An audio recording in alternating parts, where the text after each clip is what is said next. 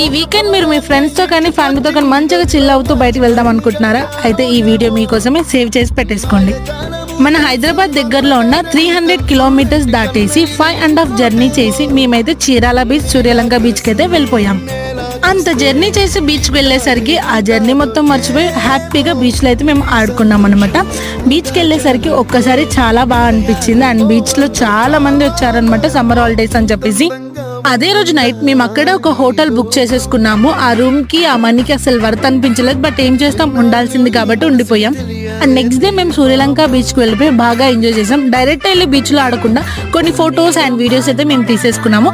దీనికి సంబంధించిన complete full video అయితే వస్తుంది. సో ప్లీజ్ వీడియోని లైక్ చేయండి అండ్ మన ఛానల్ కూడా సబ్స్క్రైబ్ చేసేసుకొని పెట్టేసుకోండి. అండ్ వీడియో నచ్చితే please do like, share and subscribe.